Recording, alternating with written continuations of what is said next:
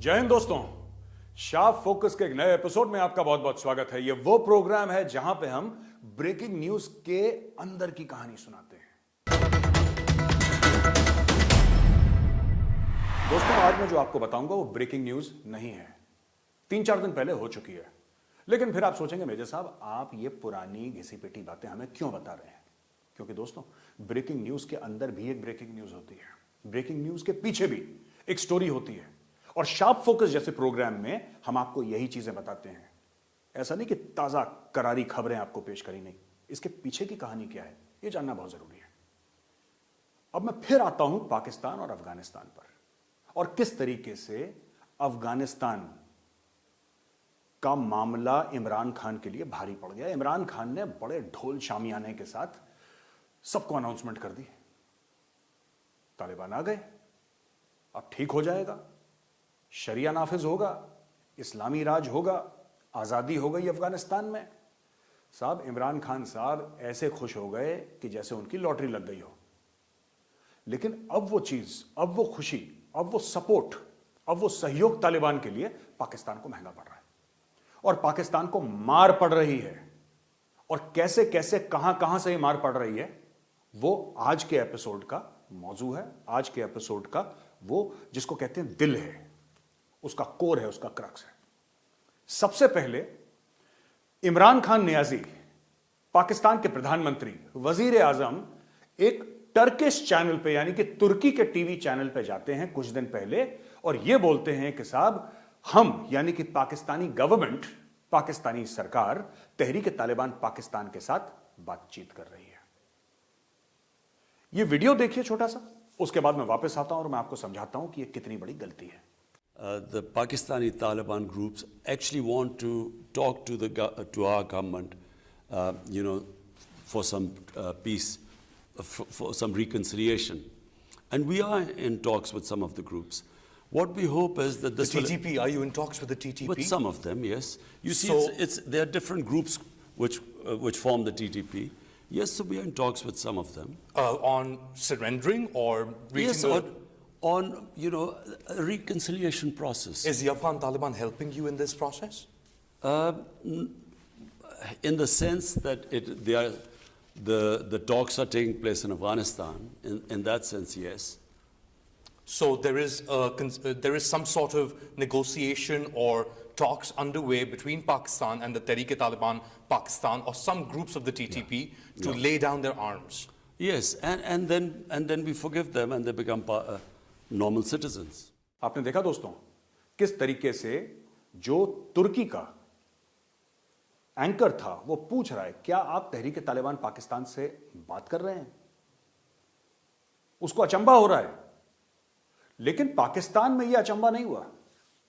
पाकिस्तान में लोगों को यह बुरा नहीं लगा कि वो किस तरीके से पेश कर रहे हैं अपने मुल्क का मौजू, अपने मुल्क का नैरेटिव किस तरीके से पेश कर रहे हैं। उनको इस चीज का बुरा लगा कि साहब, एक तो आप उन वहशी दरिंदों के साथ बात कर रहे हैं, यानी कि तहरीक तालिबान पाकिस्तान से। दूसरी चीज, हमें यह चीज पता लग रही है कहां से? एक फॉरेन चैनल से, यानी तुर्की के टीवी चैनल से पता लग रही है। आपने हमें, यानी कि इमरान खान ने पाकिस्तानी कौम को इस लायक नहीं समझा, पाकिस्तानी पार्लियामेंट को इस लायक नहीं समझा कि यह मामला जो है, इसका डिस्कशन जो हो वो पार्लियामेंट में हो। इमरान खान नियाजी ने पाकिस्तानी कौम को इतना लायक नहीं समझा कि कौम से खिताब करे और टेलीविजन पे जाए और सबको यह बताए कि दोस्तों हम ये करने की सोच रहे हैं और इसका एक कारण है। अब मैं आपको बताता हूं ऐसा करा क्यों। इमरान खान शुरू से ही अपनी चमड़ी बचाता हुआ आ रहा है कि कहीं फंस ना जाऊं मैं। और कैसे बचा रहा है अपनी चमड़ी? विदेशी टीवी चैनल को इंटरव्यू देके उसने क्रेडिबिलिटी खरीद ली, क्योंकि पाकिस्तानी मीडिया की क्रेडिबिलिटी इतनी है नहीं। पाकिस्तानी मीडिया पे कोई विश्वास नहीं करता। और तुर्की का टीवी चैनल, तुर्की ज्यादा दूर नहीं है पाकिस्तान से, तुर्की का टीवी चैनल में इंटरव्यू के लिए उनको बुलाना या उनको इंटरव्यू देना, यह सिग्नल करता था कि मैंने डिप्लोमेसी और स्टेट्समैनशिप शुरू कर दी। डिप्लोमेसी किसके साथ? बातचीत किसके साथ दोस्तों? तहरीक तालिबान पाकिस्तान एक आतंकवादी गिरोह है, एक दहशतगर्द गिरोह है जिसने पाकिस्तानी फौजियों के सर काटे और उनके साथ फुटबॉल खेली।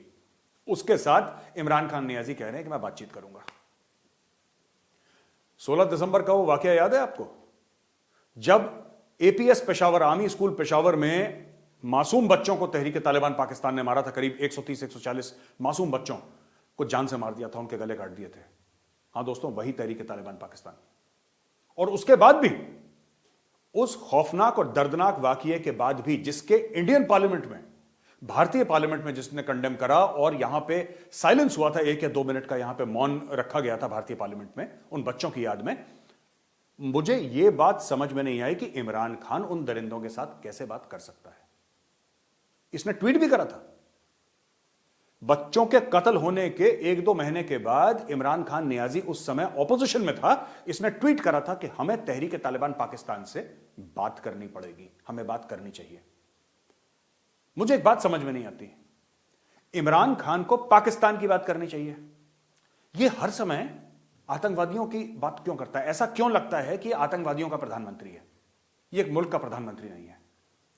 कभी यह लश्कर तैयबा, जैश ए मोहम्मद की बात करता है, कभी यह तालिबान की बात करता है, कभी और अलकायदा वगैरह की बात करता है, कभी यह तहरीक तालिबान पाकिस्तान की बात करता है। यह कभी पाकिस्तान, जो कि एक मुल्क है, खुद मुख्तार मुल्क है, एक एटमी ताकत है, उसकी कभी बात नहीं करता। यह सिर्फ दहशतगर्दों के फायदे की बात करता है। अब इससे हुआ क्या है दोस्तों? काफी चीजें हैं जिसका खामियाजा पाकिस्तान को भुगतना पड़ रहा है, simply because Imran Khan cannot keep his mouth shut.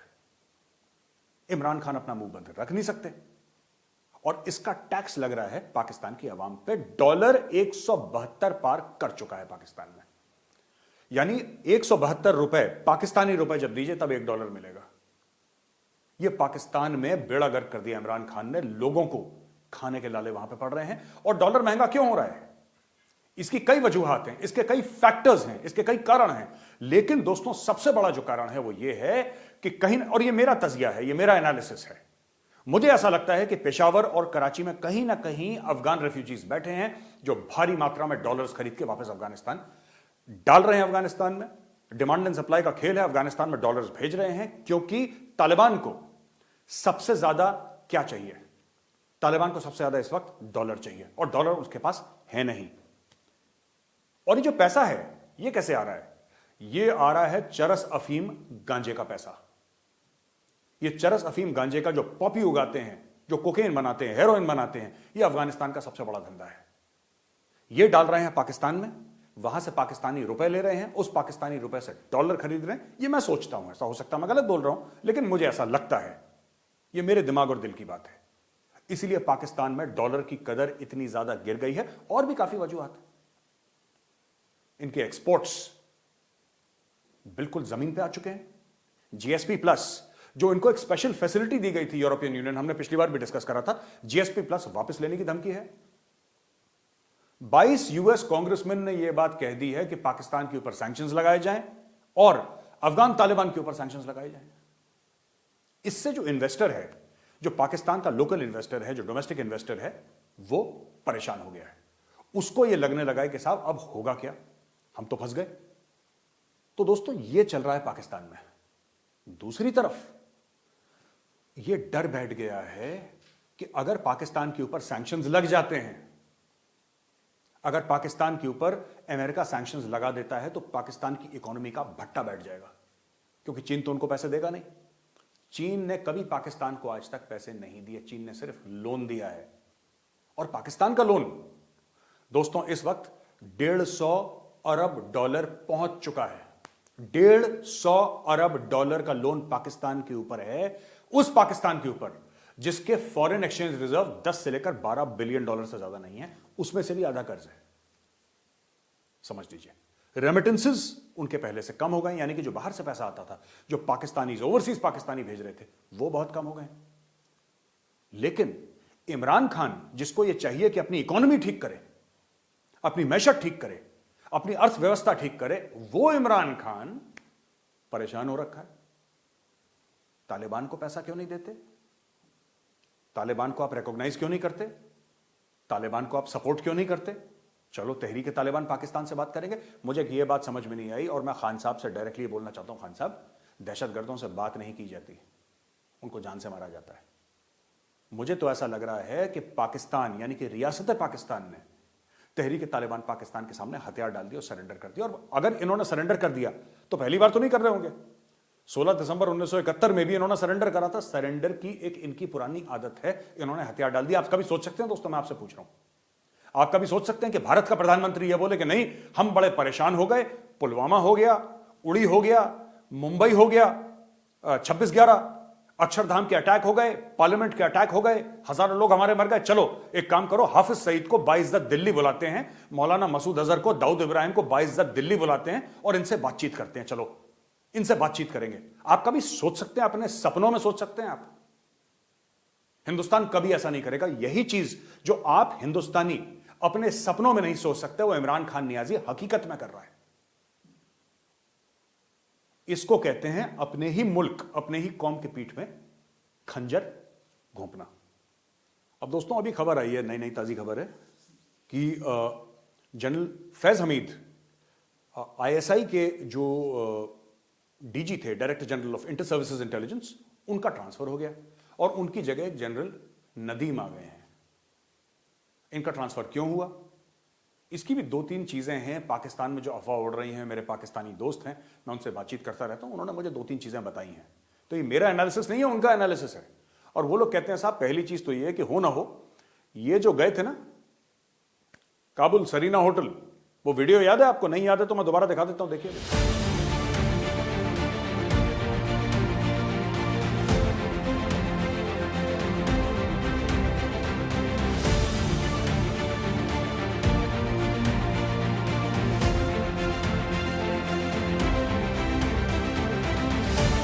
हाँ, ये जो गए थे वहां पे काबुल, ये अपने आर्मी चीफ की बिना अनुमति के पहुंच गए।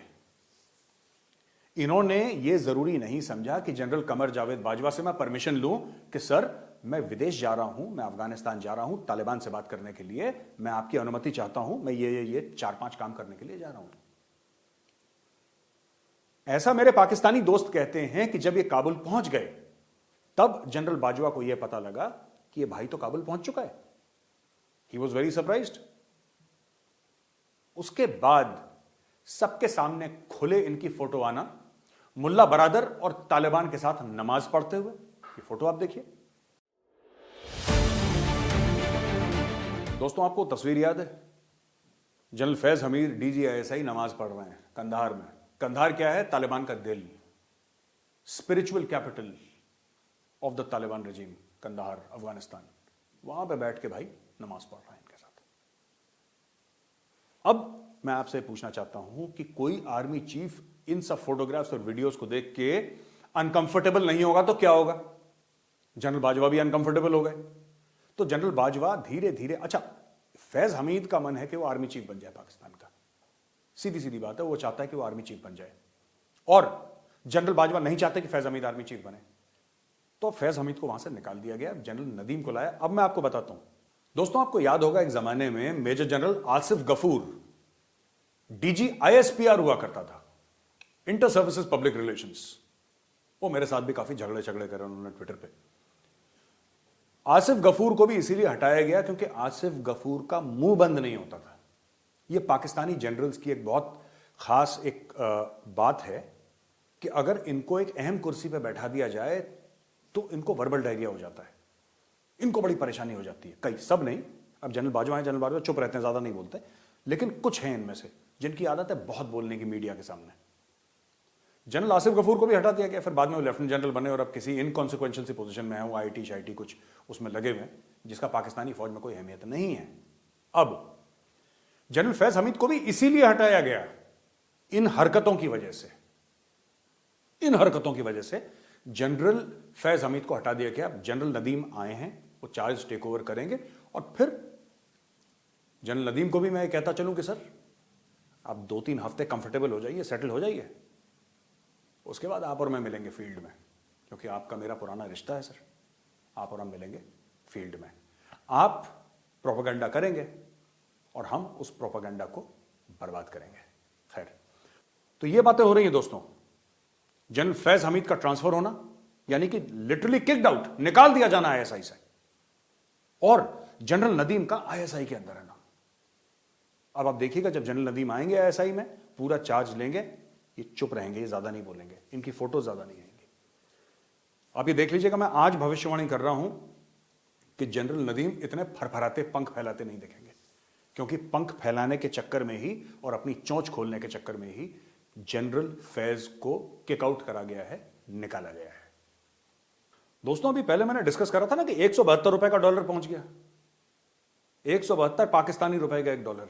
आप ये देखिए, पूरी दुनिया ने बिना एक गोली चलाए, पूरी दुनिया ने बिना एक गोली चलाए, कारण जो भी हो, अफगान डॉलर खरीद रहे हो, अफगानिस्तान भेज रहे हो, ब्ला ब्ला ब्ला, जो भी स्टोरी हो, सच बात तो यह है कि डॉलर दुनिया की करेंसी है, सिर्फ अमेरिका की नहीं है, और बिना एक गोली चलाए पाकिस्तान के नकेल कस दी है। अब पाकिस्तान में हाहाकार हो रहा है और पाकिस्तानियों को यह बात समझ में नहीं आ रही कि ऐसा हो क्यों रहा है। और मैं बताता चलूं, इसके पहले मैं दूसरे पॉइंट पे जाऊं, अपने अगले पॉइंट पे जाऊं, मैं पाकिस्तानियों को यह बता दूं कि आपके साथ ऐसा हो क्यों रहा है। सबसे बड़ी बात यह है कि आप लोगों ने भंगड़े डाले थे कि नहीं डाले थे? ओ तालिबान हमारे भाई हैं, ओ तालिबान आ गए। अभी भी उतनी खुशी हो रही है? आटा मिल नहीं रहा, चीनी गायब हो गई, घी मिल नहीं रहा आपको, गोश्त महंगा हो गया, अभी भी तालिबान तालिबान करना है। और करो तालिबान, और करो तालिबान। डॉलर 250 रुपए का हो जाएगा तब तक तालिबान तालिबान करते रहना। ये इसी की सजा मिल रही है। ये सजा एब्सोल्युटली नॉट की नहीं है, एब्सोल्युटली नॉट का भी हो सकता है कि कुछ ना कुछ रोल हो, मैं मना नहीं कर रहा इसमें। बात एब्सोल्युटली नॉट की नहीं है। बात यह है कि जो आपके लीडर हैं, आपका प्रधानमंत्री है, वो अपना मुंह बंद नहीं रख सकता। उसको जरूरी है हर तीसरे दिन किसी टीवी चैनल पे जाके बकवास करना। मैं बार बार ये बात कह चुका हूं और ये मैं पाकिस्तानी भाइयों बहनों को बता रहा हूं, और मैं दोबारा तिबारा ये बात कह रहा हूं। आपने कभी ये बात नोट करी है, आपने कभी देखा कि नरेंद्र मोदी जी जो भारत के प्रधानमंत्री हैं, वो कहीं जाके किसी को इंटरव्यू दे रहे हैं? आपने कभी देखा ऐसा? आपने कभी देखा कि अमित शाह जी जो भारत के गृह मंत्री हैं, वो CNN BBC में बैठे हुए इंटरव्यू दे रहे हैं? क्या जब पाकिस्तान, जिसकी जनसंख्या, जिसकी पॉपुलेशन उत्तर प्रदेश से कम है, उत्तर प्रदेश से कम है, उसके प्राइम मिनिस्टर को इंटरव्यू के लिए बुला सकते हैं? ये इंटरव्यू अगर वो चाहे तो दे सकता है CNN को। आपको लगता नहीं भारत का प्रधानमंत्री ऐसे चुटकी बजाए तो दुनिया के सारे टॉप मीडिया हाउसेस कल दिल्ली में बैठे होंगे कैमरा लेके? लेकिन भारत के प्रधानमंत्री बात नहीं करते, क्योंकि हमारे लीडर आपके लीडरों की तरह हल्के नहीं हैं। आपके लीडर बहुत हल्के हैं, जैसे घास, सूखी घास का टुकड़ा हवा में उड़ता रहता है, उस प्रकार से बातें करते हैं लोग। तो उसका खामियाजा है। और बोलिए तालिबान तालिबान तालिबान तालिबान, 250 रुपए का डॉलर हो जाएगा। तो ये GSP प्लस की बात कर लीजिए आप, जो कि यूरोपियन यूनियन से सीधा उसका ताल्लुक है। अमेरिकन सैंक्शंस की बात कर लीजिए, और चीन आपकी मदद कर नहीं रहा। जो चीन शहद से मीठी और आसमान से ऊंची, हिमालय से पता नहीं किस किस से ऊंची और कुएं से गहरी, जो भी है, चीन आपकी मदद नहीं कर रहा। CPEC एक सपना रह गया। CPEC अब बंद हो चुका है। अब हो सकता है दोबारा शुरू हो सकता है ना हो, हु नोस, मुझे नहीं पता। लेकिन बात यह है कि अब CPEC खत्म हो चुका है फिलहाल के लिए उसमें सेंध लग चुकी है। ये सब आपके जो लीडर्स हैं और आपकी फौज है, उसकी कारस्तानी है, जिसकी सजा पूरी 24 करोड़ के मुल्क को झेलनी पड़ रही है। दोस्तों, 15 अगस्त 2021 को तालिबान चढ़ गया काबुल पे और पूरे अफगानिस्तान पे कब्जा कर लिया, और अब तो पंजशीर के ऊपर भी उसका आप समझ लीजिए कब्जा है ही। तो पाकिस्तानी बड़े खुश हो रहे हैं, साहब, हरा दिया अमेरिका को। अरे हरा नहीं दिया दोस्तों, अब मैं आपको बताऊंगा कि हरा नहीं दिया, ये तो होना ही था, हरा नहीं दिया। अगर ये कहते हैं पाकिस्तानी कि हरा दिया अमेरिकन को, तो भाई 20 साल से तालिबान क्या कर रहा था? छुट्टी पे था।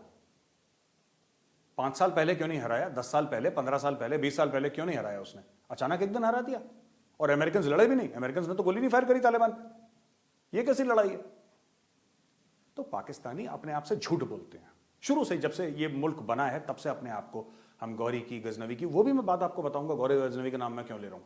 अब मैं आपको बताऊंगा मैं गौरी गजनवी का नाम क्यों ले रहा हूं, क्योंकि आपको पाकिस्तानियों को लगता है कि जंग ऐसे ही लड़ी जाती है कि पहाड़ों से एक आदमी आएगा, घोड़े पे बैठ के तलवार से ऐसे हिला के तलवार और लोगों की गर्दन काट देगा। आप जंग ऐसे नहीं लड़ी जाती। मेरा सबसे पहला सवाल, $2 ट्रिलियन अमेरिका ने जंग पे खर्च करे अफगानिस्तान पे, सबको पता है, राइट? $2 ट्रिलियन, ये तो पाकिस्तानी भी मानते हैं, हिंदुस्तानी भी मानते हैं, अमेरिकन भी मानते हैं। ये पैसे गए कहां पे? ये पैसे गए कहां पे दोस्तों? मैं आपसे पूछ रहा हूं, आपसे, हां, आप पाकिस्तानी जो इस प्रोग्राम को देख रहे हैं, ये पैसे गए कहां पे? ये पैसे वापस गए अमेरिका। ये पैसे वापस गए अमेरिका। कुछ 100-200 बिलियन उन्होंने जरूर खर्च करे होंगे अफगानिस्तान में, अफगान फौज को हथियार देने में, कुछ प्रोजेक्ट्स करने में, ये सब, लेकिन इसका 90%, 90% पैसा वापस अफगानिस्तान से होते हुए अमेरिका चला गया। जो ब्लैक हॉक हेलीकॉप्टर्स उड़े, वो किस कंपनी ने बनाए? जो खाना सप्लाई करा, वो किस कंपनी ने करा? जो गोला बारूद सप्लाई करा, वो किस कंपनी ने करा? जो हवाई जहाज सप्लाई करे, वो किस कंपनी ने करे? जो कॉन्ट्रैक्टर्स जमीन पे लगे, वो किस कंपनी से लगे? यानी कि अमेरिकन कंपनियों को फायदा हुआ है, क्योंकि अमेरिका में सरकार जो है, गवर्नमेंट, वो ये सब नहीं बनाती, वो ये सब नहीं बनाती, प्राइवेट कंपनीज बनाती हैं सारे हथियार।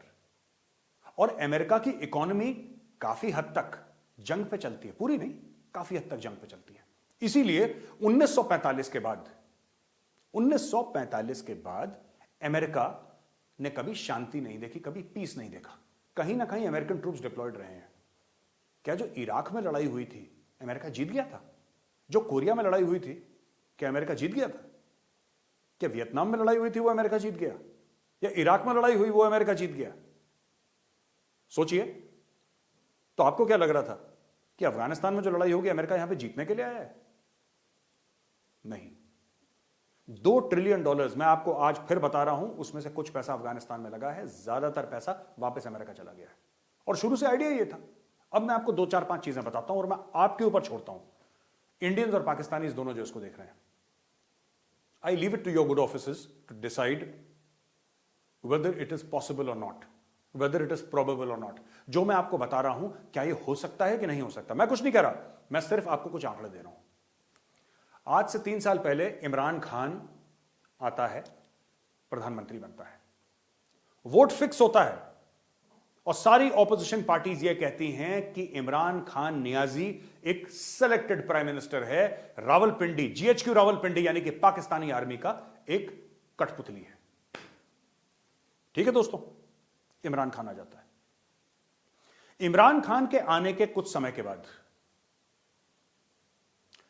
370-35 से हट जाता है, कश्मीर से आर्टिकल 370-35 ए हट जाता है।